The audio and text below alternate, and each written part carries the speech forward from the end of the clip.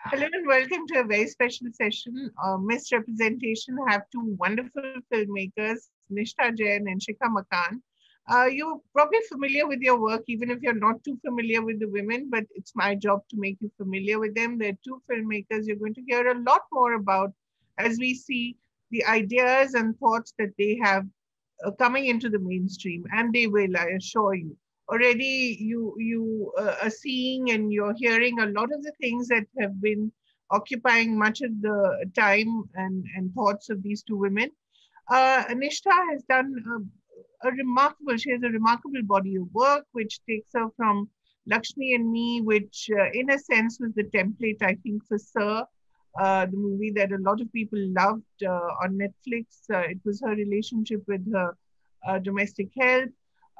There's on At My Doorstep, which talks about urban migrants before we really realized how invisible they were. Gulabi Gang, I think a lot of people are familiar with that. Shikha Makan has done so many ads that I think even she must have lost count of them. And a remarkable work, Bachelor Girls, which actually tells you how, even with so many privileges of education, financial independence, you can still have women who are discriminated against just because they're women. It was on Netflix for the longest time. And if you've not been able to watch it, I think, Shikha, you have to find some way to get people to watch it. I want to take this moment to quickly ask our friends behind the screen to play the trailers of both films so that you can get a glimpse of what these two women have been doing, and then we'll get into the conversation straight. So Shruti, if we could have the trailers.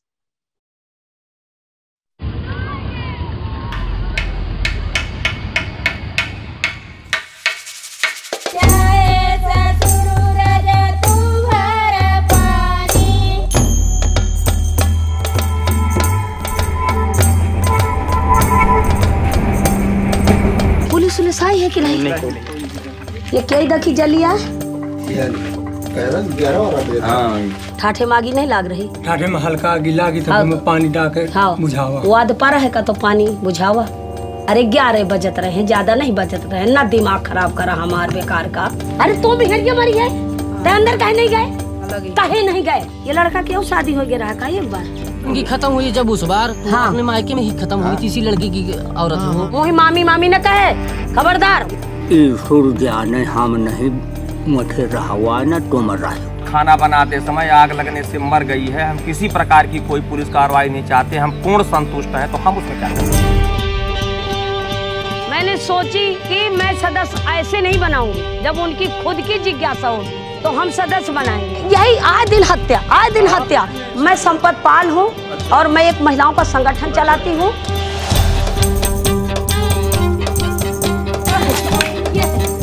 देखा लड़ाई में चप्पल टूट गया।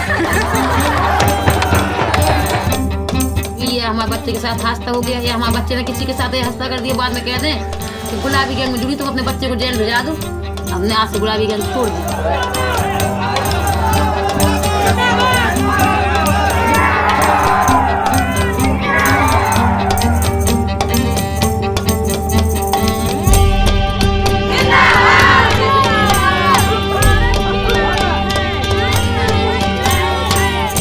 वो ताकत मैं पैदा करूंगी। ये साड़ी मानी गिर गया तो पट्टा मार। हाँ, अरे ऐसे नहीं, थोड़ी रुको, लड़ाई है, लड़ ले। जैसे मुझे यहाँ मारे के पावन।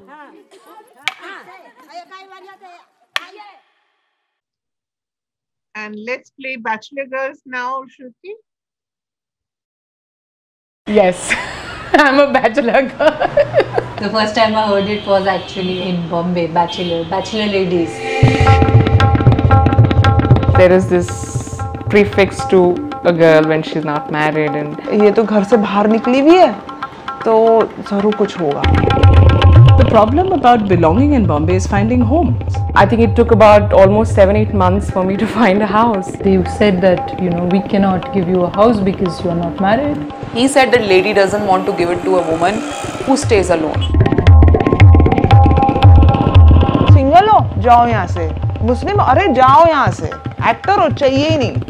The irony is they all want to watch your films, but they don't want you to live in their building.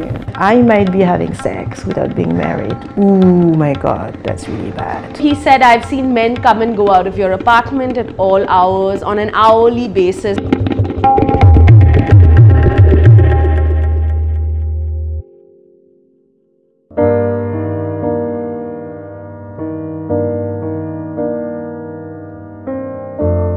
No God will consider this a humane act, and no philosophy will ever say that you should actually punish people because they're not married. In spite of having said that I come from a banking background and I am a South Indian, so it's like a sum total of all conservatism coming together. They were not okay with that, you know, they were not okay to give a house to me. As you have seen the locality, it's so bad, but I found a flat, it's okay. But it's tough, you can't share what shit you're going through. And where is a woman like me who is recently separated from her husband, doesn't have kids, where is she supposed to go? The only way to live for a woman is to be married. I have a job, I vote, but that doesn't somehow come to play. Not being able to find a home in a world city because of your gender is doubly scary. This सपनों की नगरी बोलते हैं ना इसको, बॉम्बे को. So what happened? It's a fucking nightmare now.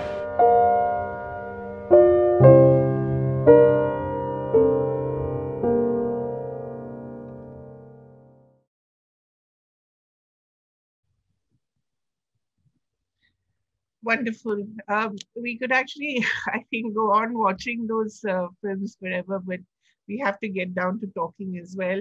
Nishta, may I begin with you? And really, I want to ask, how do ideas like this, ideas where we are talking about a certain kind of women, marginalized women, all your other work has also been about people who are sort of invisible to us, you know? How do these ideas come from the peripheries of our existence and our imagination?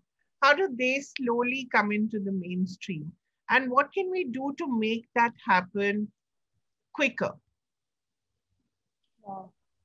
That's a tough question.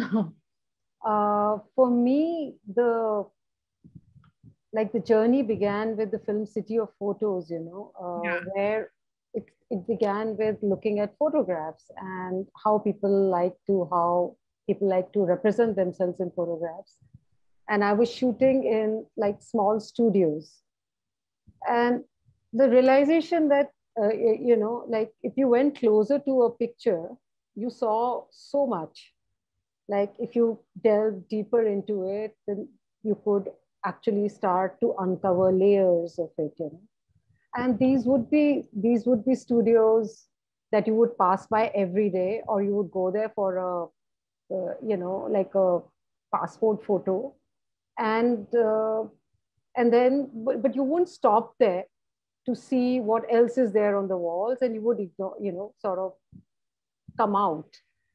And what I did with that film was to stop and look. And I think that's what like changed. That's what is something like a common thing between all my films, like looking at everyday reality a little more closely. So differentiating between just seeing and looking. So you're, you know, when you start looking and then you stopping, actually that's very important, observing. So that's what I started doing with my films, and more or less whatever it be it shooting with farmers, which I am right now, or jute workers, which I was like a couple of years ago, another film of mine in production, or with an old lady in Austin whom I was staying with. Most of my work has been about ordinary people that we don't talk about, or, you know, in the background. and people who are marginalized. So that has been the common theme in my film. But to the tough part of your question is how do we make these things more visible? Like, I think, for example, Lakshmi and Me, where I make a film about Lakshmi, who's a domestic worker who also works at my house, as well as 5 other houses, 5 other apartments, in my neighborhood. So with somebody like her, for example, I asked something very simple, a question like, I am a woman and she is a woman, and what is my relationship with her? And I'm like a feminist, and I have certain kind of ideals, but when I look closely, even at myself, I realize that I'm also playing out that privilege, and that's a privilege that I question in that film. Now, this is an everyday thing, and these are about tones, these are about things that you don't do, things that you don't acknowledge, and gestures, right? Very, very, very, very little things. So that's what the film is about. It's about our inactions, it is about our assumptions about people, and it's basically questions of privilege. So, I mean, this is what I'm doing with my films, raising small, sharing everyday life and my experience of it, so that people could also start looking in that manner. And then I think it is up to people what they make of it. But I feel a film like Lakshmi or Me or At My Doorstep, I feel are such films which are so transformative for people who watch it, because these films are from a very subjective point of view, and I think everybody puts themselves in the me, that is me. So, and that's where the transformation begins, and that's why most of my film has me in them. For example, in At My Doorstep, I'm not even seen, but the idea is that these are the people who work, who service an apartment, right? And so anybody who lives in Bombay who has that experience is in my position and starts looking at the very people that perhaps they've ignored, but they meet on an everyday basis, and who provide them all kinds of services. They start, seeing them and thinking about them. So I feel that these films have been transformative in a way, because absolutely. And I think, Nishtha, for instance, we've seen this year at the Oscars, Nomadland is up for a lot of Oscars, and deservedly so. What is it? It's a woman who actually takes to a kind of life, which is an everyday kind of life, but we don't necessarily know about it. She starts, living as a camper, and, it's a tradition that America has. Your women, in a way, are also these women who are sort of living within society, but actually also, they're pioneers in a way. Your domestic health, the guard, the security guard At My Doorstep, their lives are also pioneering lives. They've left their homes, they've come to the city with practically nothing. So, I mean, they're real heroes in a way. So when you look at those lives and you see, are these real heroes? We used to see them at some point in popular culture. Then they vanished. At least in the 70s, the father used to be a mill worker, or the father was a farmer, and then the family separated. These are now absolutely invisible. Absolutely. So the whole cinema, in fact, Bollywood and even independent cinema, they changed. It changed so much that the stories are about urban people, or even if they're rural, then the characters are somebody who are living abroad, returning, like the typical Punjabi who works abroad, returns to India, etc. So those narratives have just gone. Like the worker has gone, the rural narrative has gone. Like if you look at an entire body of films from Bollywood itself, from Mother India to Do Biga Zameen to Naya Daur, all of these films were so important, and they actually addressed the majority of the people of this country. And today, for example, 70% of the people are still agricultural based, but they don't, but their stories are not told at all, or workers. So the other film that I'm working on right now, which is currently in post-production, which is called The Golden Thread, and it's about jute workers. Jute itself, you know, became an unwanted material. You know, it was discarded for plastic. Right. But somehow, because of subsidies, the jute industry still continued. But these workers, you know, I mean, there used to be hundreds and thousands of them, but now reduced to maybe 100,000 or something. The film looks at their lives, and so they're really at the margin of the margin. Nobody talks about them. Nobody, and I mean, actually, nobody talks about industrial workers anymore. The narrative of industrial workers from cinema has gone. I think the last film that we saw was Kala Patthar or something. And now most of these, you know, so most of these mills that have closed down, these factories that have closed down, actually are just used as backdrops for, you know, stunt sequences, for fight sequences in films. So it's, you know, fascinating, you know. Yeah, so it's they're actually used for big Salman Khan, you know, stunt sequences. You're right. Right. So, you know, for example, I'll give you an example. Like I wanted to shoot in one such, the National Jute Mill, which is huge. And it closed down a few years ago. 20,000, it used to employ 20,000 people. But now that mill, they try to make money through giving it out for shooting. And so when I wanted to shoot there for my documentary, they wanted to charge me the same kind of money. I said, it's different. I want to show that these mills have closed down, and they said, no, we charge the same. Shooting is shooting. And there's such a difference between how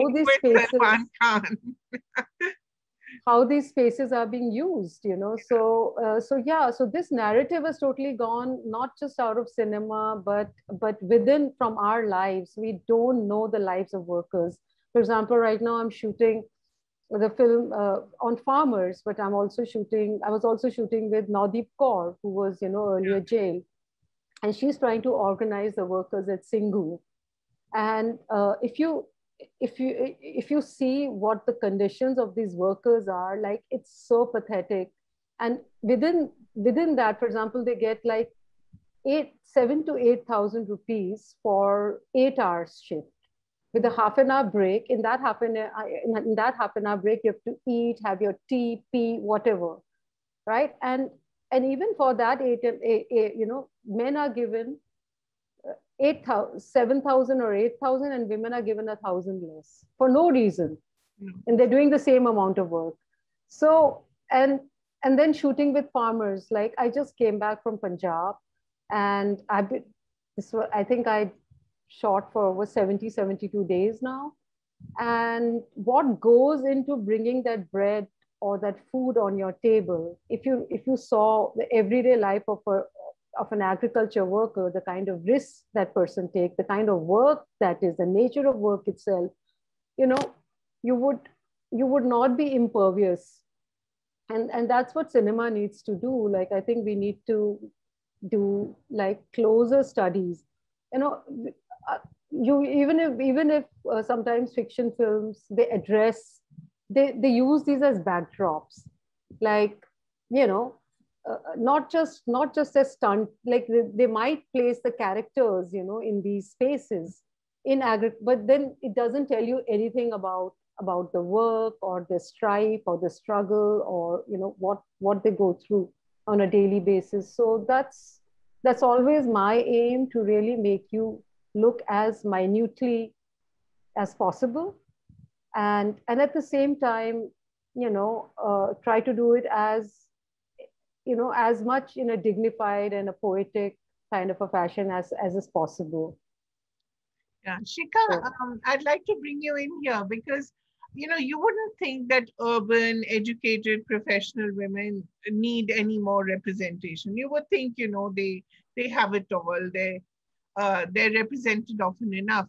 And yet you find educational and financial independence in bachelor girls is not enough to prevent discrimination. So talk about that paradox as well and how it made you so angry. Well, the reason why I made Bachelor Girls was primarily because I personally went through very bad experiences house hunting in Bombay initially. And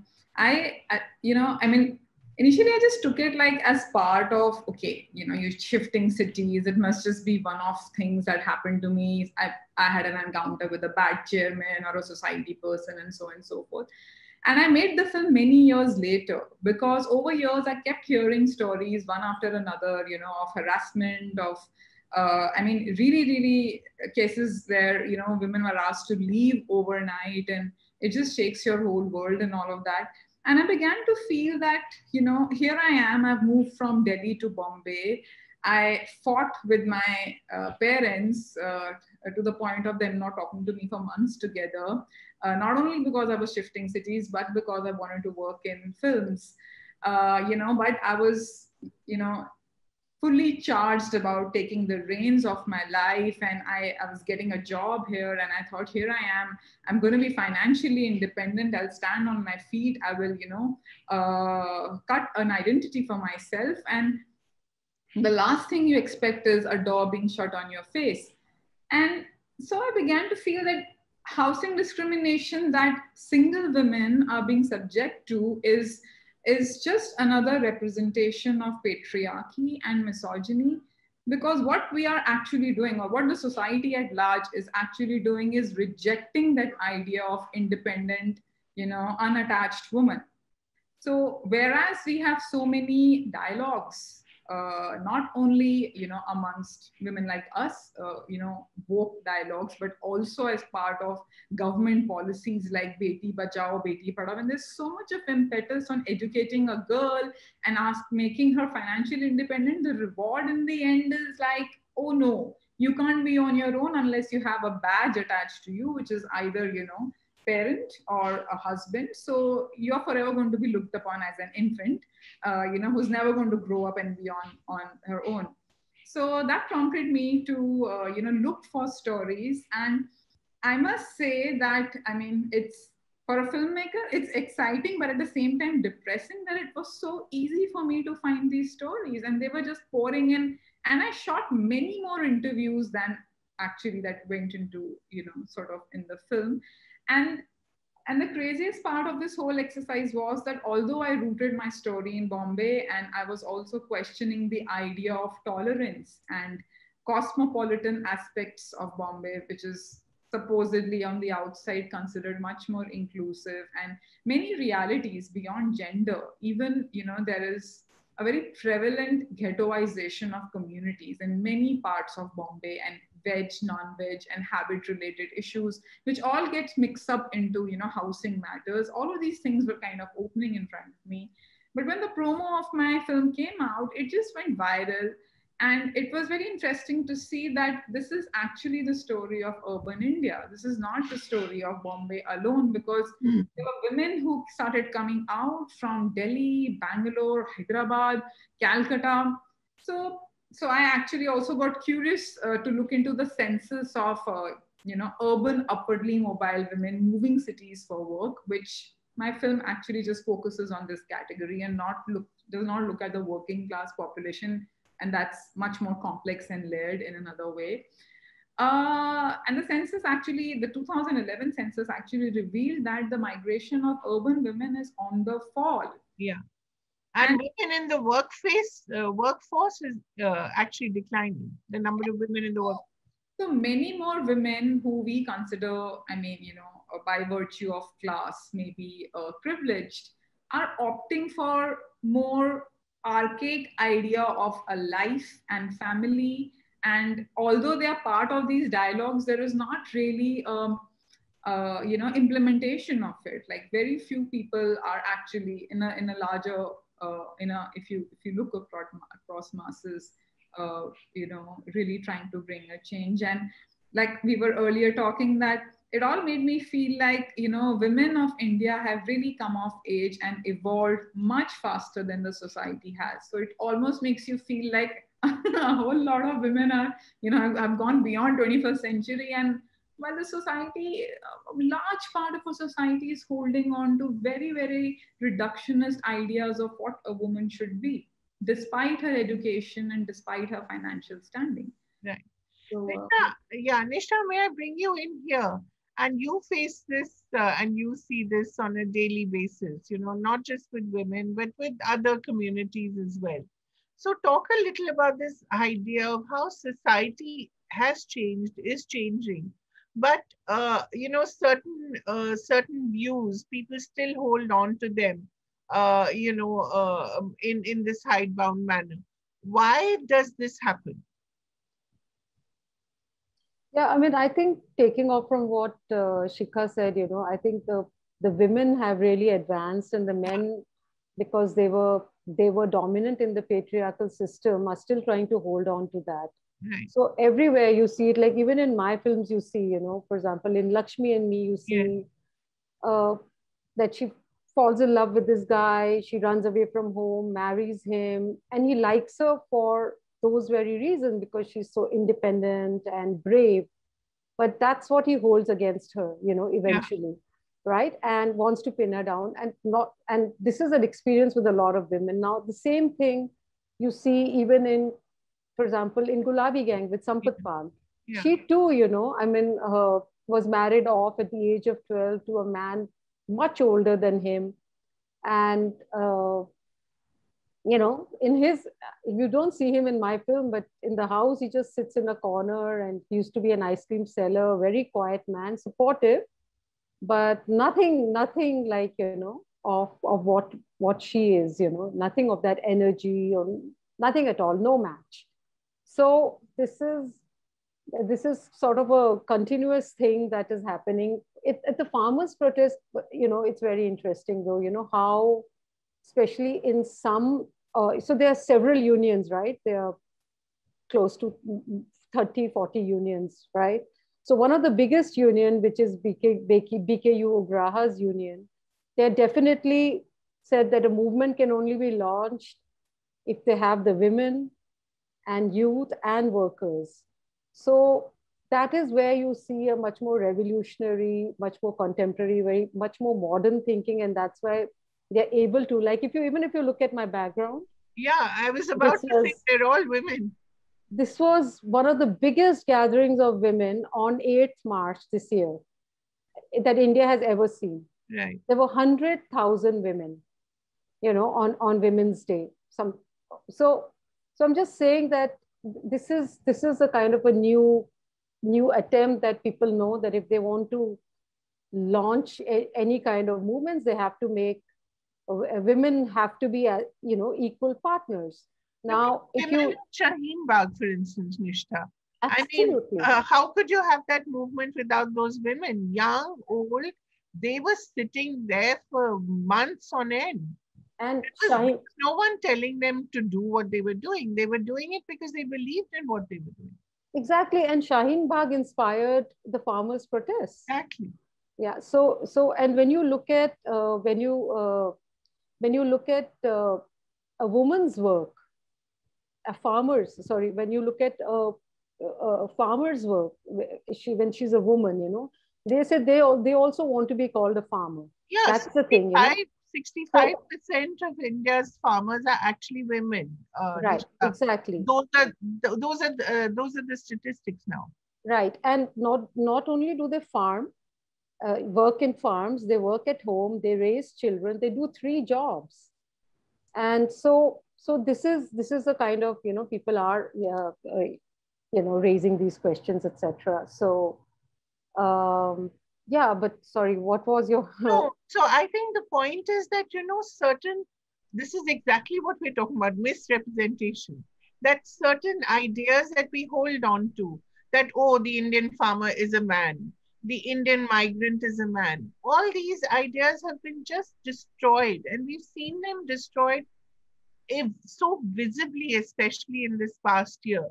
The Indian dissenter or the Indian protester is a man. No, it's a young woman.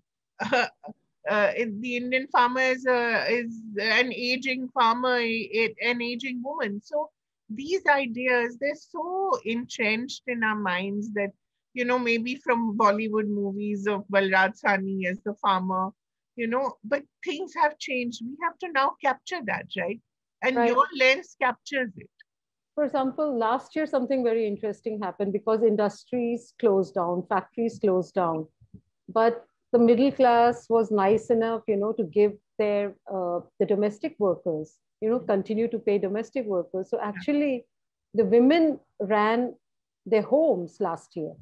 Right. So that was very interesting because they were bringing the money because of the industry, the factories were closed. So again, the same thing is happening this year.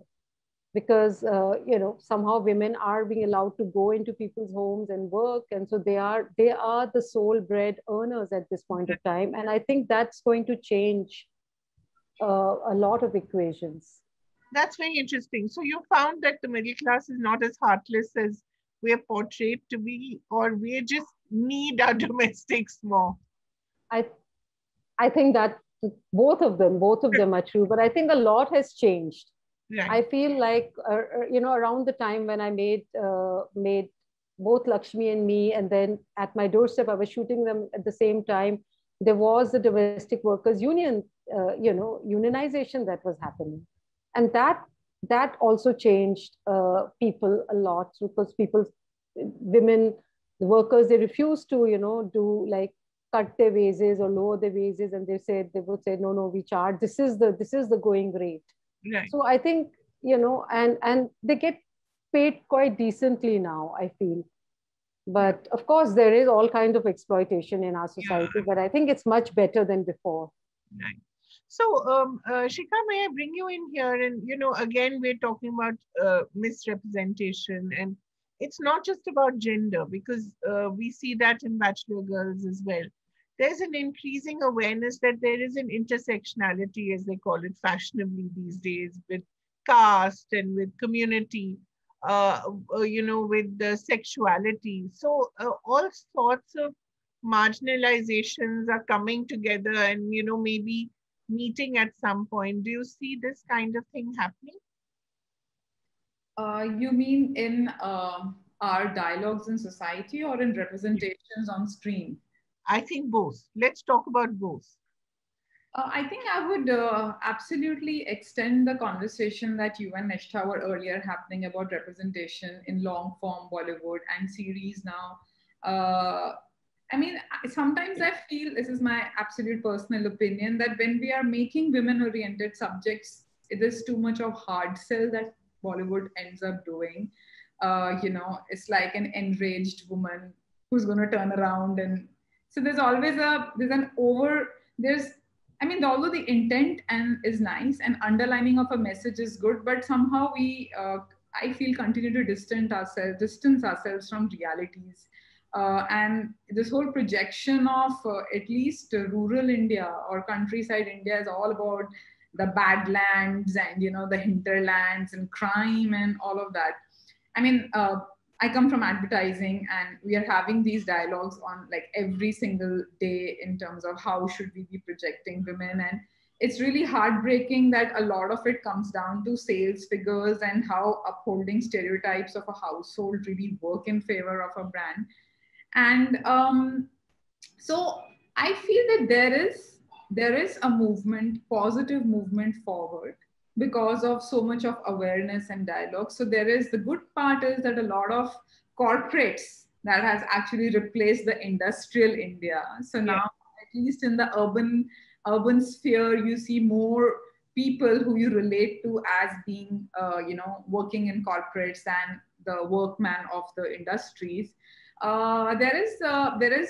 There are mandates that have been brought in. I mean, there is this whole movement, Free the Work, that is happening globally, which is forcing all the corporate brands to, you know, give more and more work to women creators, whether they're filmmakers, whether they are creatives. But even now, the statistics show you that there are very few, for example, chief creative officers in advertising. Even now, women are given brands which are either baby or beauty, including me, I mean, a woman director. I have just remarkably made an exception and entered the automobile section and, you know, transferred with bikes. And it's a struggle. it's a day-to-day struggle, always the way you're perceived, because it's all about mechanics and technology and all of that. But going back to the statistics, you still see that, there is a harder push we need for more equal representation. Even in advertising, I think the salaries, the incomes, the pay packages also continue to be discriminatory. And whatever is getting churned out eventually, on screen, as long as we are focused on selling the FMCG from the root of woman, a homemaker, and someone who's taking care of the family, but in a more of a submissive role, there isn't much there's not enough dialogue that we're trying to change. Accepting commercials like Share the Load, which was an Ariel TVC where, let there be an equal distribution of domestic work between a man and a woman, in writing of the scripts, or the recent Dove ad, which was talking a lot about body image. But for me personally, it kind of defeated the purpose, because whereas it was saying that, how long will you go on putting beauty on a trial, the ending was "Khamiyan nahi khubiyan dekhiye," which almost made me feel like, so you're accepting that, physical issues are defects. Yeah. So look at the physical problems. Let's look at, the other things, which is so wrong. We have to, I think, just question the idea of beauty and say that let's make beauty more inclusive, or let's not talk about beauty as a benchmark of judging a person. So I think there is more level of layered thinking required. And I don't know what kind of differences advertising actually make, because I've always felt advertising is branded communication. It's not, the intention is not social change. It's to make the brand have a better projection about itself. Right. But yes, you do see a lot more dialogues being included. So hopefully another 10 years, we'll see, a lot of churning around and more acceptance beyond government controls. It just bans an ad of like Tanish calling it love jihad. And every time you try to these days put anything critical, it's also under the gaze. So there's a whole interesting mesh of things in India. Yeah, because there's not just corporate censorship in a way. What you're talking about is actually corporate censorship in a way, and it's self-censorship. But there's also the social media censorship that happens because of a particular kind of ideology that is prevalent today, where perhaps, these ideas don't necessarily fit in. But Nisha, may I also bring you in here and talk about this whole idea of, while there seems to be more diversity now on display, thanks to streaming services as well, unless there is greater opportunity for different kinds of role models and different kinds of people to be seen on screen, we will not be able to move the needle. So what has your experience been with the streaming services, with greater platforms being available, at least?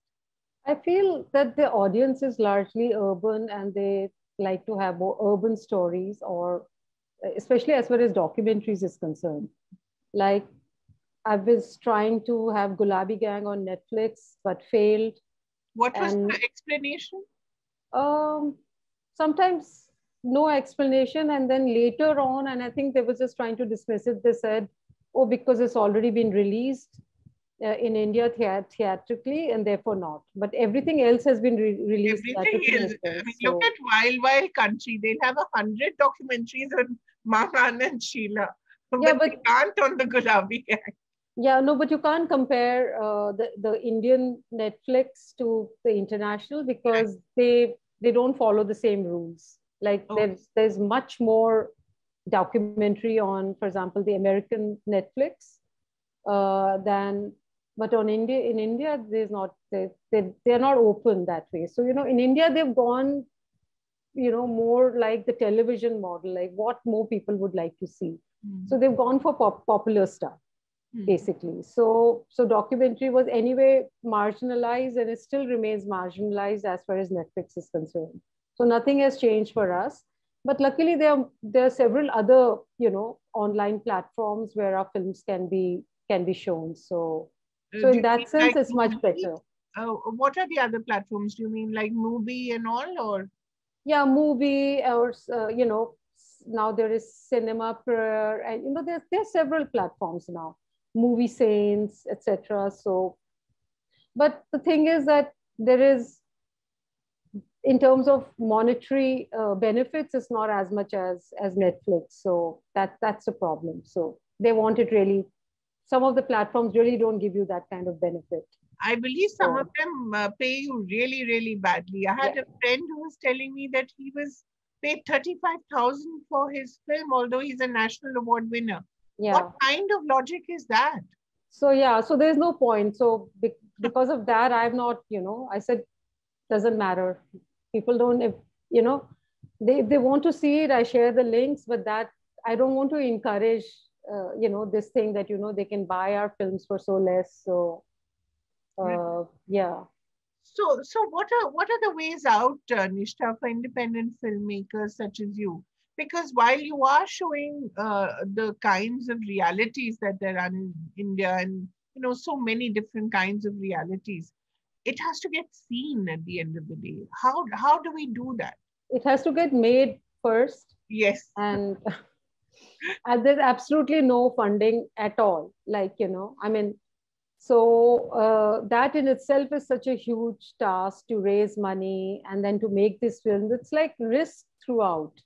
So you have to have a special kind of temperament to really do documentaries in India, and have long-term. Yeah, but Shikha, sorry to interrupt again, but I saw you obviously have a remarkable ability, because each film is funded by at least 2-3 organizations, and I think that's how you've been able to manage. No, Bachelor Girls was... Sorry, I was asking Nishtha, then I'll come to you, Shikha, sorry. Yeah. Yeah, so but it takes time. Some of my films have been funded very well, but it takes time. For example, the last film, The Golden Thread, it took like 4 to 5 years for it to get funded, because it's like such a marginalized topic. First is workers, then it's jute workers, So everything for, becomes, there is like a level of marginalization.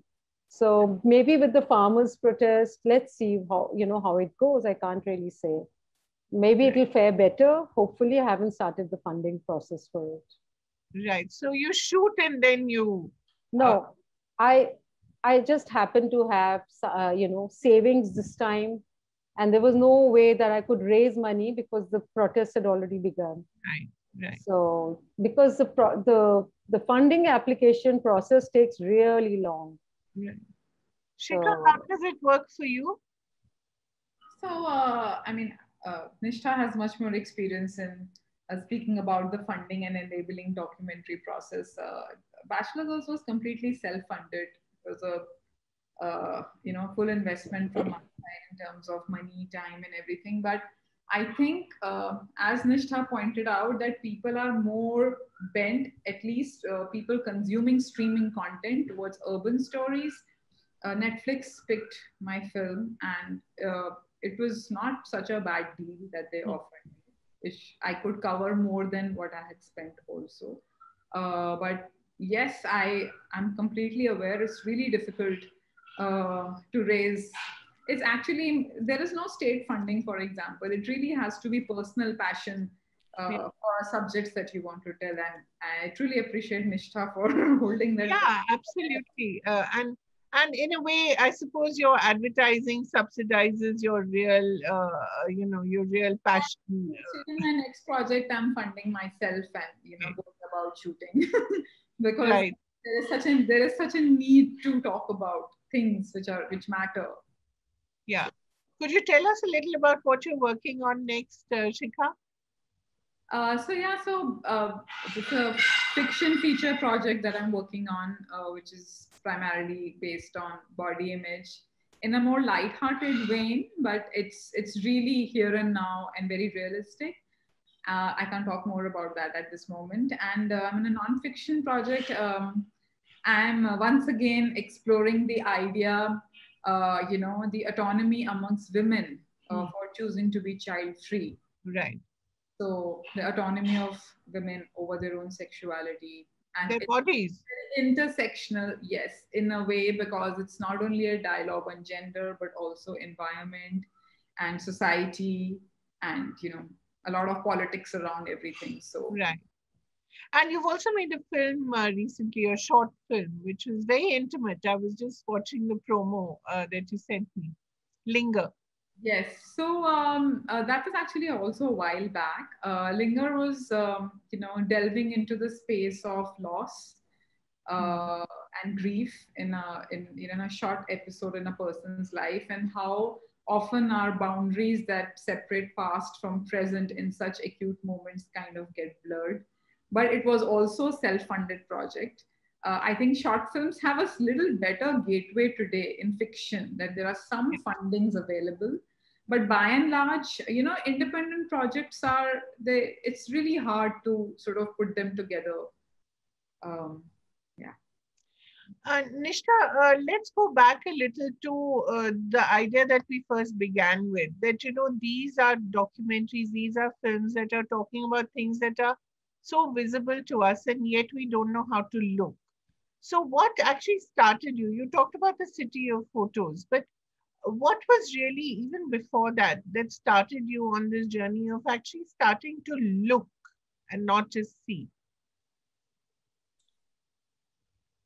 I think that has always been my, I think since childhood, or very early in my life, I was exposed to, experiences that were not normal, like a girl's experience, etc. So I think I began to notice things very carefully. I was always that way. I was always observing things way more carefully. I would observe people, how they behave, etc. So it is something that it's always there, been in me.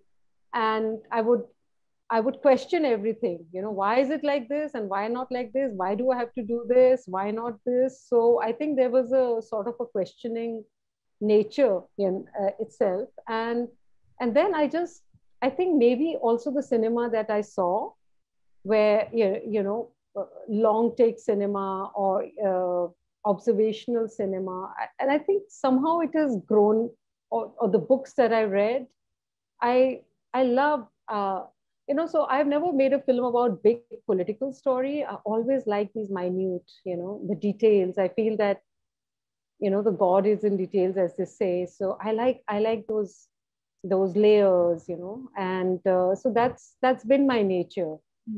And so that's what I'm trying to hone all the time. And with every film, I think the film that followed was always something that maybe I tried in the previous one but didn't. So it kind of led to each other. Oh, this is what I want to try, this is what I couldn't do here, but maybe I could now, proceed in this particular way. I haven't tried this.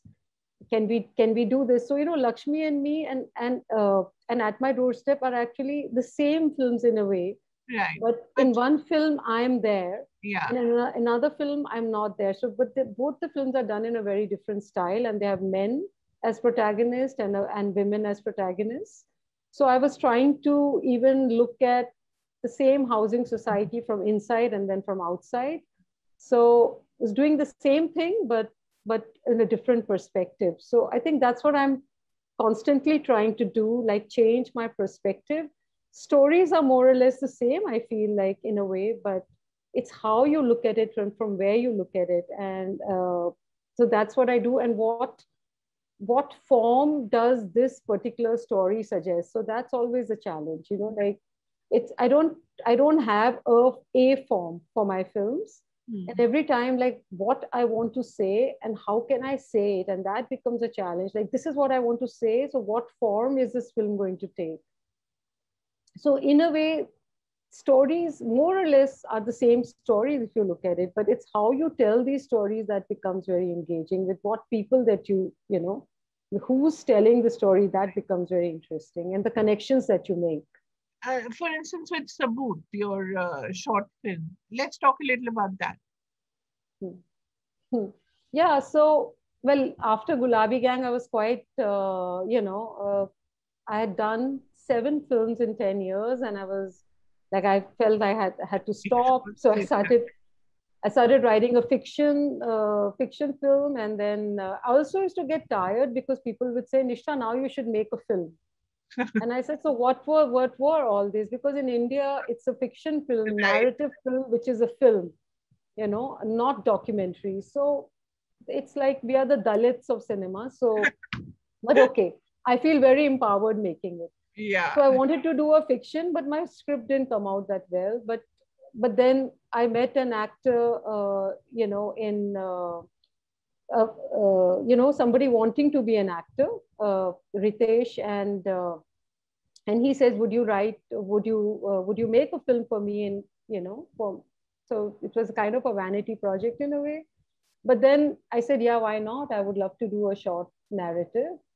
And so this was based on a story of a friend who had from 1984. And I kind of shared the story with my team, and they liked it. And so we landed up making this film. And so it's a young doctor who's very almost an idealist in a Delhi hospital, where the situation is far from ideal in a way. So yeah, it's based on that. It's based on a real life experience.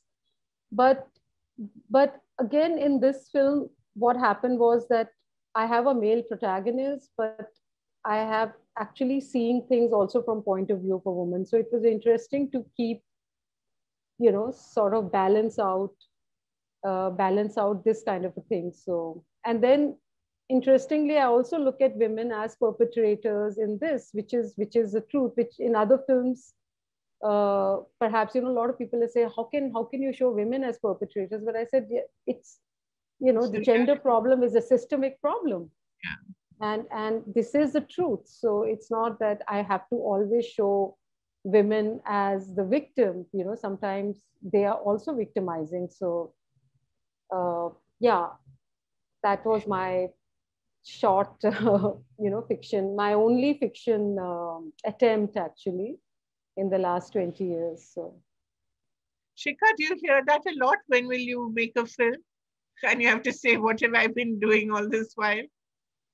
I think in the fictional world, what I hear more is, do you have a woman-oriented subject? Okay.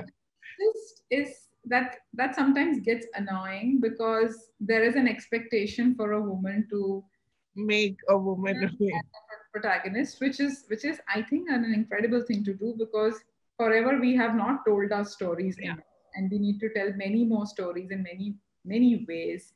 But to assume that a woman is best suited to represent a gender is, right, being short-sighted and not opening the world for women to express themselves creatively vis-a-vis any kind of theme.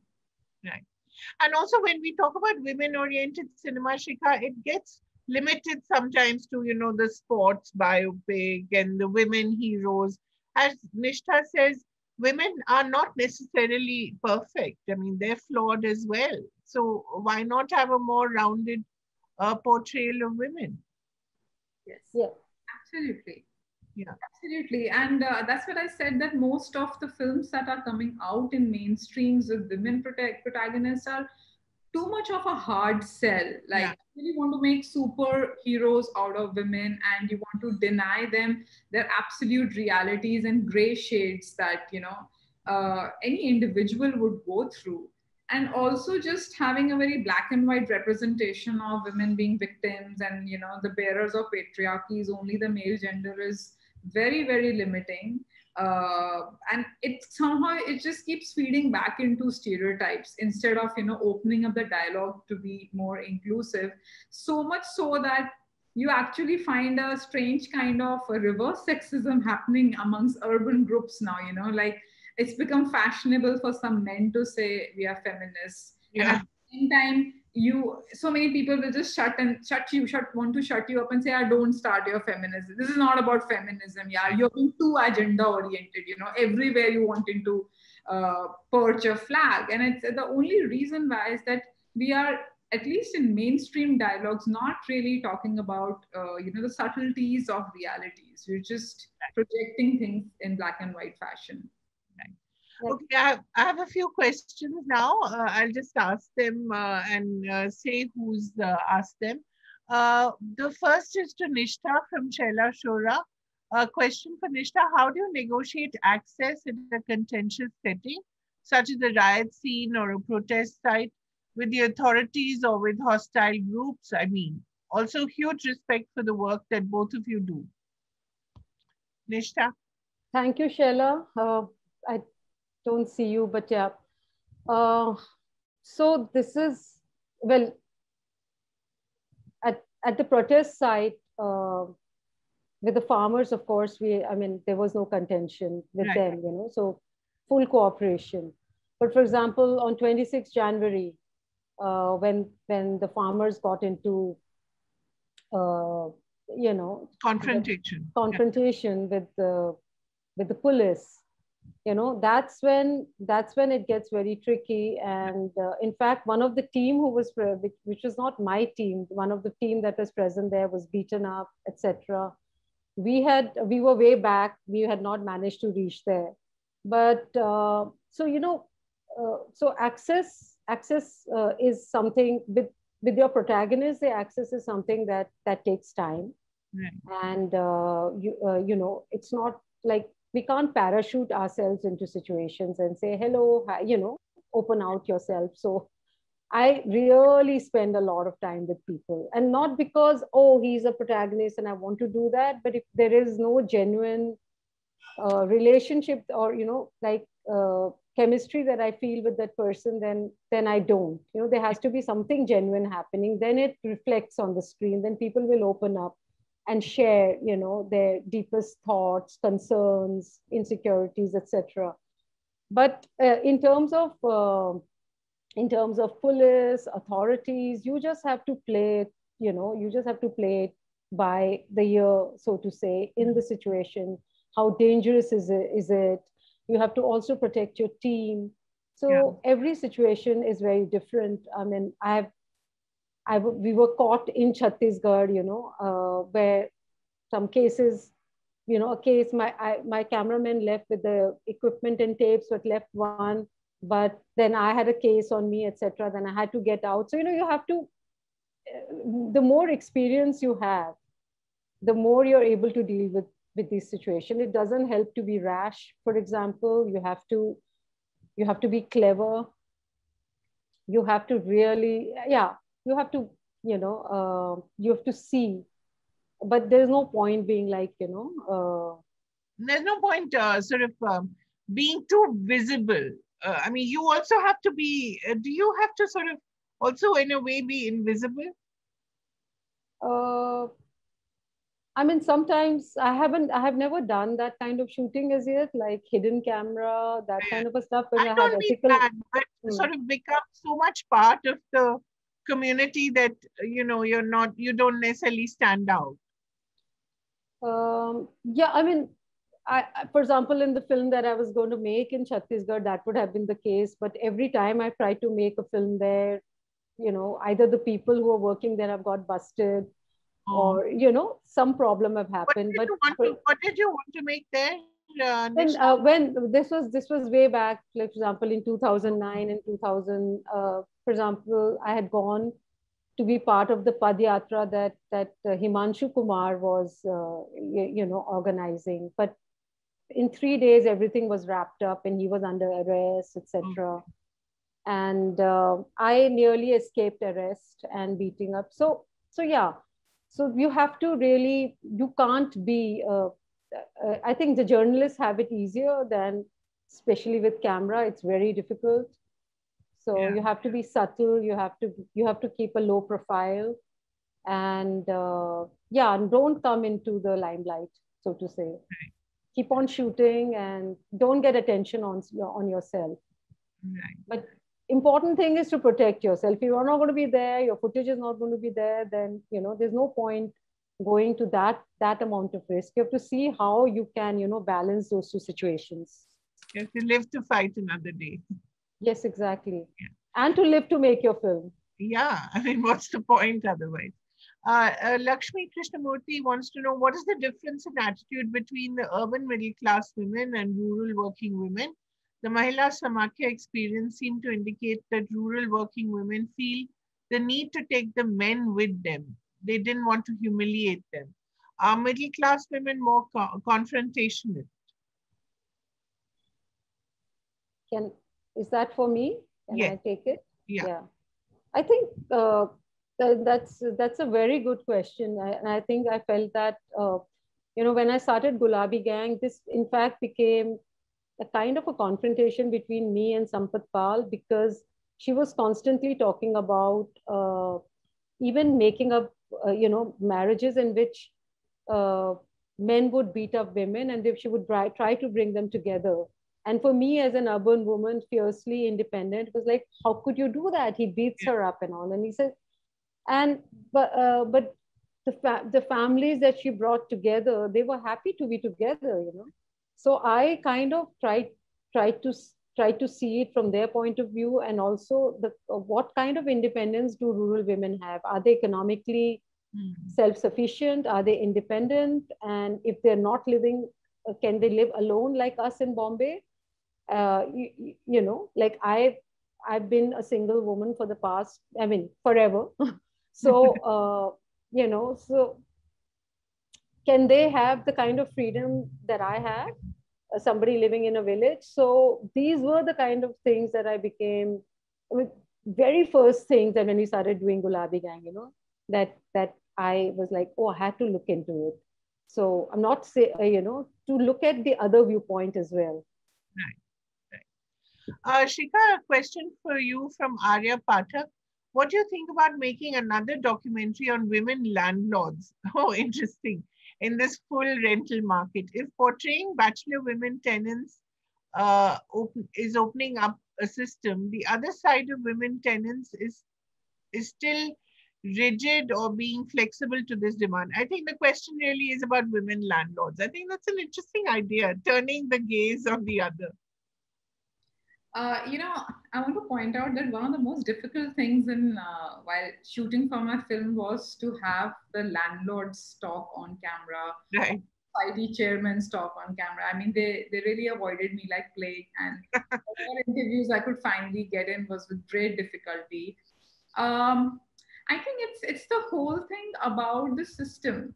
So, for instance, Bombay has a setup about housing societies where, although the Constitution of India very clearly says that you cannot discriminate, in matters of housing against anybody with regards to gender, class, caste, religion, each of the housing societies sort of follow or they create their own bylaws. And that changes the game, because you may be a landlord, a woman landlord or a male landlord, owning an apartment, but do you really want to get into a daily sort of hassle and a problem with the society at large by standing up and supporting a woman tenant? Interestingly, one of the girls in my films had a wonderful woman landlord by her side. And she went so far as to approaching the court of law and filing a case against the housing society. So that was really inspiring and very brave. So again, I don't know if one can say, is really like when a problem like this becomes so prevalent and it becomes a part of the system that you decide as a housing society that you're not going to allow single people, it sort of goes beyond, I think, the purview and the autonomy of single landlords to do anything in that situation. Yeah. Nishtha, there's a question from Bogna Jaroslavska. Could you describe how you choose your topic to be followed? There's so many stories to be told, but what do you prioritize? What is worth to be told? Is it a social or artistic decision? Much love from Berlin. Hi, Bhavna. As I said earlier, I feel that, I think it has to be both. It's not just what the film is about, but what can be my creative approach to that film. And I think it's that together that I'm seeking something.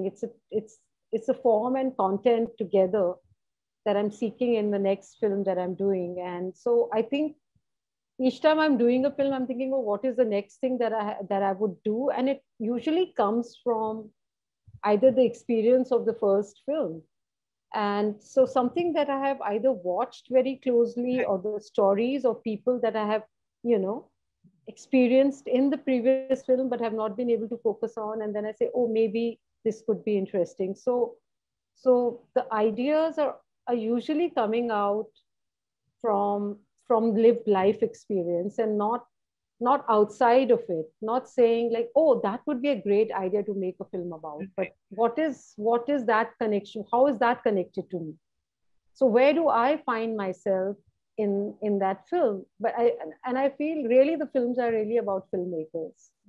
It's also about knowing yourself and what you can bring to it, because these stories exist, but what can I bring to the story? So where does that perspective come from? That perspective can come from only a kind of a lived experience of something. So yeah, I think I see something here. I think I can, tell this story in this manner. So, that's how. So I already know like what I want to make the next film about in a way. So, and it came out of the present film. What is it? I mean, because I don't know. I mean, I'm not sure that I would be. So, but it is about a Dalit woman worker. So that is a subject that I'm. But when I was sorry, Nisha, we were just talking about that when we were talking about Ajit Dastans earlier. We were saying that after a long time, you see a Dalit woman factory worker in this, and you, of course, had some issues with it. But do you want to talk a bit about that? No, I think I love that film. I love what they're trying to say, but because I worked so, I've shot like for 3 years in factories, etc. So I just felt like I had some problem with the choices. Right. And I felt it's a story really about these two people, but their backgrounds are put later, I mean, is this really about the factory worker? Is that woman, what do we know about the factory? What do we, apart from her putting 2 drums, we come to know nothing about her day, So if she uses the toilet with the men, how does she do it? Like, I would like to know, because what kind of factories are these? I've seen open toilets in the factories that I worked, etc. So I'm just saying that film was really not about a Dalit worker. It was about a Dalit woman who's given a job of a worker, but the narrative is something else. Those are backgrounds, I felt. That's very interesting. So you were saying that sometimes the background is chosen before the... No, I don't know where it came from. It may be even from a real experience or whatever. But for me, my stories come from an experience, from real experiences, real people. But while I said I really liked that story, and I just felt like maybe I wanted to know, if she's a Dalit worker, then I want to know what is her work really, apart from shifting a drum here there. What does the factory make in the first place? I couldn't quite figure out what the factory made. So yeah, so the factory just remained a background, and I feel now these things are becoming fashionable, because these places were not being talked about all this time. So suddenly all these places which are grungy, etc., are now going to be, appropriated in a way by the mainstream industry. Because, and I've always seen that, and most of their stories really come from documentaries that are doing it. So the small town India came from documentaries, and then it becomes like they overdo it, then they move on to different spaces. But what do we come to know about the Dalit worker there? Really, that was my thing. No, it's quite fascinating. Shikha, there's a question for you. From Sachdev Ramakrishna, while there seems to be an improvement on the issue of gender disparity, such as more equal pay, I'm not sure, the stereotype still exists that women are responsible for child rearing. Any views, Shikha? It's a very broad question, actually. I can't say that women looked upon as child rearers as a stereotype. I mean, there is a biological aspect to it. There is a social aspect to it. There is a, per individual's own approach attached to the idea of child rearing. If the question is centering about projection in advertising and in broader cinema, yes, I think this kind of stereotype is still being projected. Although I would actually like to link it to what Nishtha was just saying a while back, which is very interesting, that I feel like, looking at the spaces from urban sort of gaze, not only does the mainstream try to appropriate spaces because they look production-wise very fascinating, that grungy or very edgy out there. Even issues are being appropriated. Or the whole culture of wokeness. It's so fashionable. That's what I'm also trying to say. For example, to show a husband rearing a man in the relationship rearing a child. It's just, as she also interestingly put, just picked probably from a great piece of writing by a journalist or a documentary filmmaker who's, put in a perspective. And I think it's a very interesting space that we are constantly jostling with, confronting the popular sort of projections of social issues in today, and actually understanding the real meanings and the real parameters of these worlds, that what people who actually live these lives represent. So it's very difficult to answer even a question like that. Is this a stereotype anymore?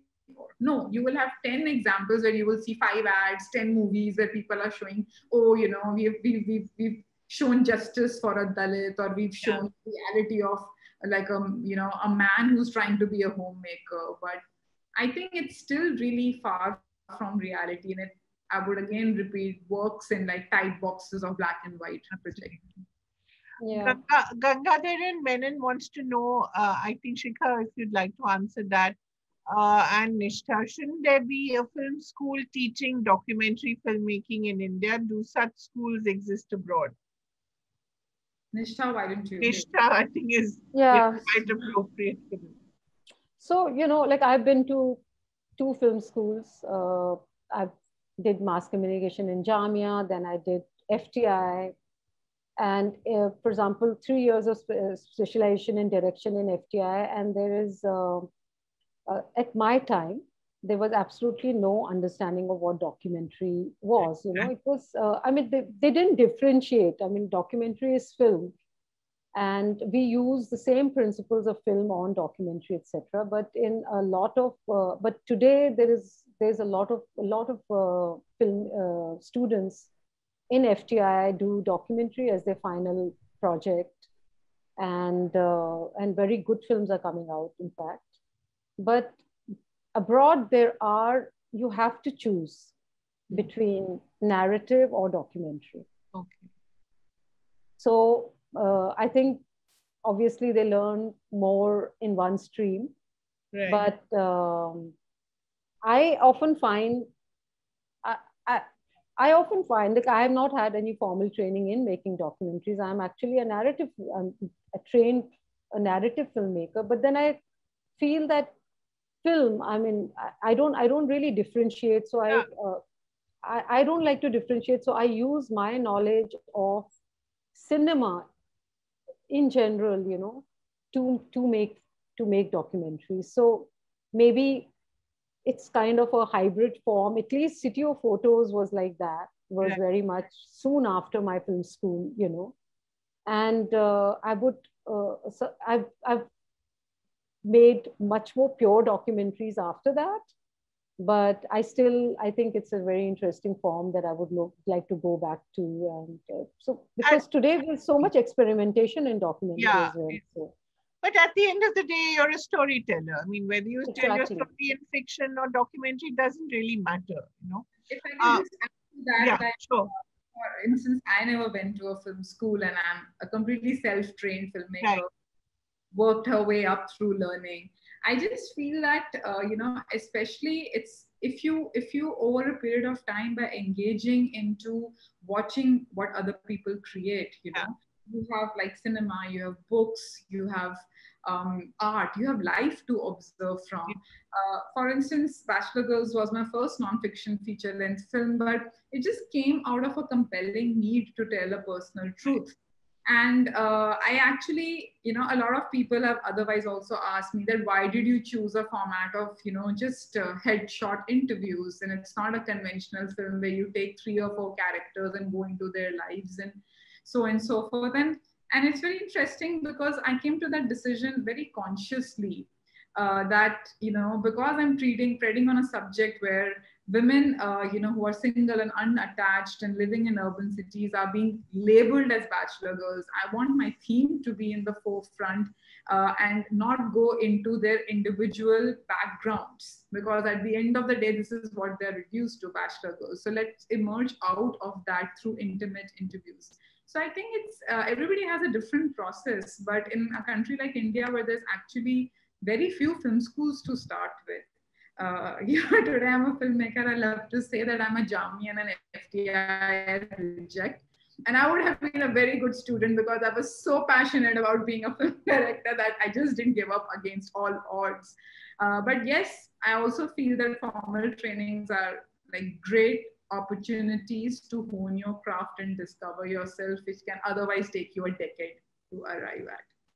Yeah, and Shikha, I also wanted to quickly point out that, your story found itself into so many different kinds of movies and streaming shows later, and I was just saying to you earlier that I saw Lankrita in your show, and Lankrita then sort of in a way used that idea to inform her Bombay Begums as well in the younger bankers protagonist. So it's very interesting the kind of the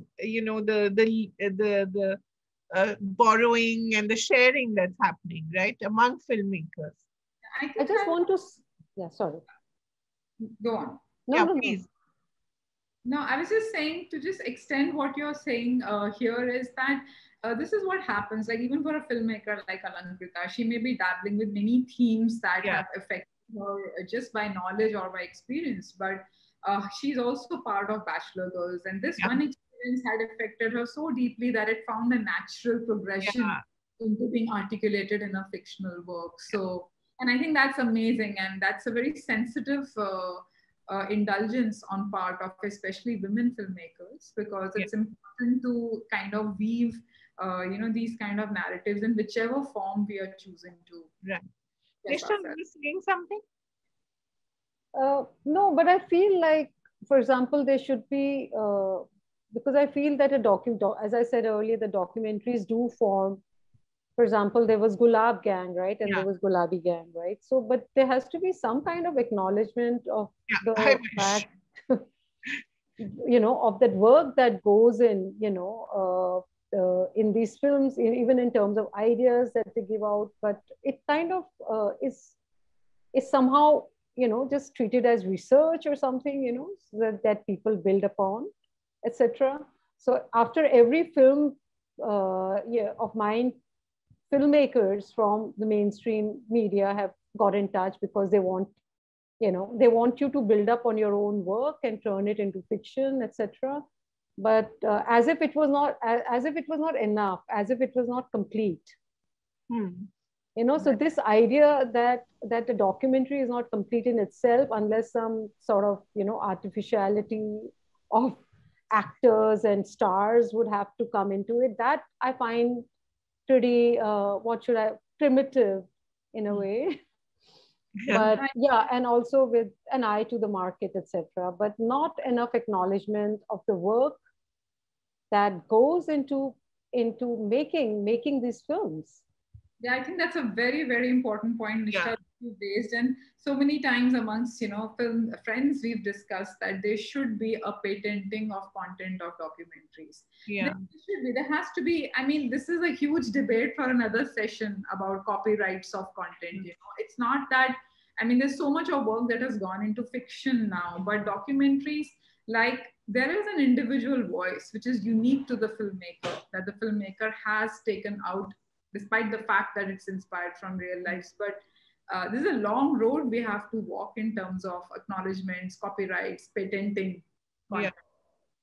Well, I'm copyleft largely in my, ideology, but I feel that there has to be acknowledgement. Like, like in a book, when you're writing a book, you acknowledge that this idea came from there, and then you write footnotes, etc. So I feel that somewhere the work needs to be acknowledged, unless it's like totally copied or something like that, and then you're not even, sometimes people don't even get. I remember after City of Photos, photo studios have existed for a long time, all the time, but I remember after the film came that suddenly a lot of mainstream cinema had these traditional traditional studios with those backgrounds, etc. And I know those people because they would ask me reference copies. They say, can we have your film as a reference? Because I would question them, what do you want to reference? But they want to reference your film for Gulabi Gang was a reference for so many films in terms of how to shoot, this kind of a rural area, etc. Like what kind of, so people reference also your style, places, and how characters who are, actors, etc. So I don't have a problem with that, but at least acknowledge. Just give credit where it's due. I mean, it's a small thing. That's why you have opening credits and end credits. I mean, people have given you that platform. I absolutely agree. Just the two last questions. Apparently, we're running out of time. Blandina Steinhauslin wants to know, hello, I understand that the farmers' protest is a women's protest since they are the ones attending to the fields, but why is it that in the international news, we only see the men protesting? Of course. Nishta? No, but this is, it is not just women. They are not the only ones attending to the fields. Right. Men and women both attend to actually in Punjab, for example, the men attend to the fields.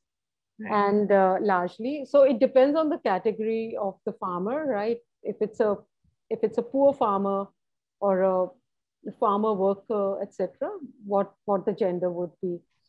But it's both men and women at the farmers' protest. So it's not just men being shown, women are also being shown. Right.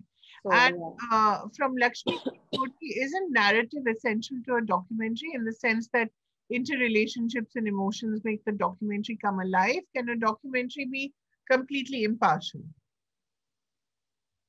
Nishta? Shikha? Yeah. Okay, Shikha, you want to take that? Yeah, I would just like to, reiterate what I said earlier, that, your personal truth, at least for a filmmaker like me, my inspiration is drawn primarily from my life experiences and the context that I'm living in. So I'm not sure if impartial is a word to use, but I would definitely say that a filmmaker's voice and perspective does trickle down when you're shaping your work. And I think that is what makes it unique in its expression. So we have absolutely the last question. I've been told to wrap up. It's such a pity. I think I could go on talking to both of you, but we have the absolutely last question from Shruti Rao. I also had a question. In the age of Netflix, Insta stories, TikToks, binge watching, and short attention spans, what is the scope and space for independent, self-funded feature-length documentaries, especially documentaries spotlighting the lives of the ordinary and the marginalized? Is there audience for it? Is it more for the festival circuit? Nishta, Shikha, both of you. Nishta, please take that question. It's tough. I mean, there is an increasing audience for documentary, but it's tough because especially the OTT platforms, they also dictate the kind of formats they want. There is a certain kind of an American format to documentaries that people want, which is a lot of speaking, and Then there is a European, the Europeans have a slightly different style, etc. So, and Indians have a totally, Indians also have their own, like, you know, it's our style. So with OTT platforms, there's a lot of like dictating in terms of the format of the film. And I feel that is actually an hindrance. So I want to make a film, I don't want to make a film because it should be made like that. I want to experiment in that form. And when you want to do that, it's a risk that you take, because some people will love it. Everybody might love it, and some people may not. They might want, you know, more traditional format where everything is explained, but I might want it to be more observational and not so much, you know, spoken dialogues, etc. So it depends. For example, Honeyland was a completely observational film. It got Oscar nominated, I think, in 2 categories, etc. So it was successful. So things are changing, you know, for documentary quite a lot. People are getting used to different formats. But earlier they expected a kind of a format, you know. So a lot of the Indian documentaries, which were experimental or they were doing their own thing, did not fit into those formats. So they did not find so much distribution. But I think the market is much more, I mean, the audience is much more accepting and much more educated now with documentaries. So I think it is opening out. Yeah, great. Shikha, do you have anything to add to that? No, I actually absolutely agree with her. And I just hope that all the platforms learn to, or at least brave to look beyond the figures and the numbers of subscriptions increasing, because it's also like they're also, like Misha earlier said, you know, they've gone into a more TV sort of model. They're looking at what is popular. I think preempting the audiences, looking at statistics and data from past is really not trying to, you know, open for newer content to come in, because the audience is there. Somebody just needs to give it that little push and allow that platform, you know. But I have something to say, and that is very important, is that what these platforms, especially Netflix, is not doing is like they are kind of censoring the content. Let's say that. So in a way, they are not taking risks with the content, like the way they would do in the US, like the way they would do from other countries. But with India, they are not doing it. So we have a huge platforms right now. I mean, it's happening with even other OTT, like, because I'm in the pitch for 2-3 projects, and this is the kind of feedback one is getting. Like, we've been told there's a lot of self-censorship happening. Yeah, what subjects will apply and which subjects are sort of risky. So what is risky, Shikha, according to them? Well, this is a really big discussion. I think we are just towing the line and trying to remain in a more comfortable space, which is devoid of critical thinking, whether it is critical thinking in terms of social issues or the establishment, you know, in whichever way. For example, the farmers' protest is really against, you know, the new laws introduced by the current establishment. And this is something that will not make the bearers of OTTs very comfortable, for example, to give a mass audience, whereas it's very important. It is very important to watch these films for healthy dialogues. The critical thinking will only make a society progress. But I mean, we're all aware of what happened with Tandav, the show which came on Amazon, and, you know, it was all out in the news. So I think there is these are times where a lot of things are changing, and it's interesting to see how we shape up as a society. So even your dissent has to be socially acceptable. Absolutely. Or government sanctioned. Absolutely. Anyway, I hope things improve, and I hope we get to watch more documentaries from both of you. And we certainly, I would recommend to MAP that they do a festival of your work. It's something that really needs to be seen widely.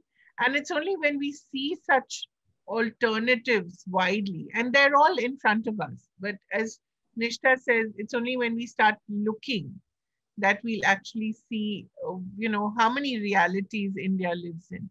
Thank you very much, Nishtha Jain. Thank you very much, Shikha. And thank you very much to the sign language, Martha, who was actually doing the sign language. I hope I didn't speak too fast for her. Thank you, Shruti, and thank you very much, MAP, for hosting this. It was a real pleasure. Thank you. Thank you to all the questions. Thank you.